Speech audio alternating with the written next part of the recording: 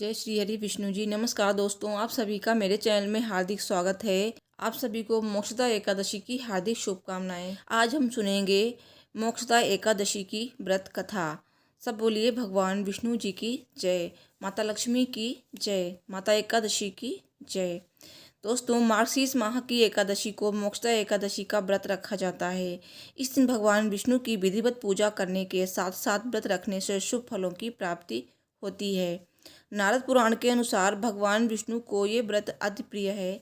इस दिन भगवान विष्णु की विधिवत पूजा अर्चना करने के साथ साथ व्रत रखने से मोक्ष की प्राप्ति होती है। इसके साथ व्यक्ति को हर तरह से पापों से मुक्ति मिल जाती है। इस दिन पूजा करने के साथ साथ इस दिन व्रत कथा का पाठ अवश्य करना चाहिए। पौराणिक कथा के अनुसार चंपा नगरी में एक प्रतापी राजा वैखानस रहते थे, जो सभी वेदों का ज्ञानी था। उसके प्रताप और अच्छे स्वभाव के कारण उनकी जनता हमेशा प्रसन्न रहती थी। एक दिन राजा ने सपने में देखा कि उनके पिता नरक में यातनाएं झेल रहे हैं। अपने इस सपने के बारे में उन्होंने अपनी पत्नी को बताया और कहा कि मैं यहाँ सुख से हूँ और मेरे पिता को इतना कष्ट है। इस पर राजा की पत्नी ने उन्हें आश्रम में जाने की सलाह दी। राजा जब आश्रम पहुँचे तो उन्होंने कई तपस्वियों को देखा। राजा ने ऋषियों से अपनी बात बताई। राजा ने कहा कि पिता ने मुझसे कहा कि हे पुत्र, मैं नरक में पड़ा हूँ, यहाँ से तुम मुझे मुक्त कराओ। जब से मैंने ये वचन पिता के मुख से सुने हैं, तब से मैं बहुत बेचैन हूँ। मैं बहुत ही अशांत महसूस कर रहा हूँ। मुझे इस राज्य, धन, पुत्र, स्त्री, हाथी, घोड़े आदि से कुछ भी सुख प्रतीत नहीं होता है। ऐसे में क्या करूं? और अपनी परेशानी बताते हुए उनके आंखों में आंसू आने लगे। आगे राजा ने कहा, हे ब्राह्मण देवताओं, इस स्वप्न के कारण इतना कष्ट पहुंच रहा है कि मेरा सारा शरीर जल रहा है।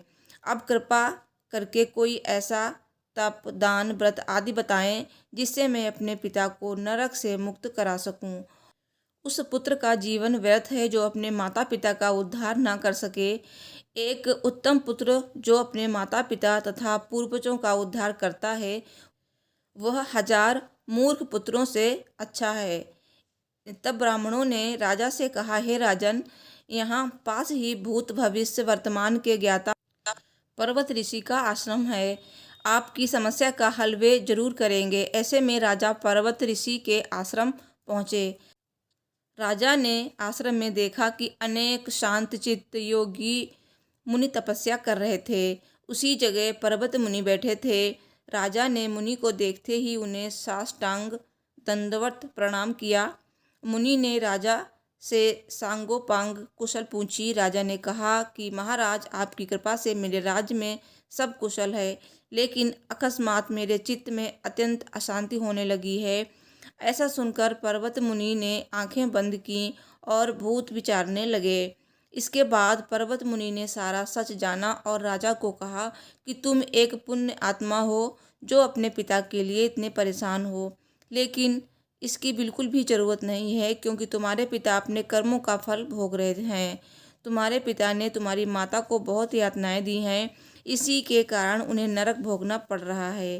राजा ने मुनि से इस परेशानी का हल पूछा तो मुनि ने कहा कि तुम्हें मोक्षदा एकादशी व्रत का पालन करना चाहिए और इसे पिता को फल समर्पित करना चाहिए। इससे उनके सभी कष्ट दूर हो जाएंगे। राजा ने इसी विधि का पालन किया और उसका फल अपने पिता को दिया। इससे उसके पिता सभी बुरे कर्मों से मुक्त हो गए।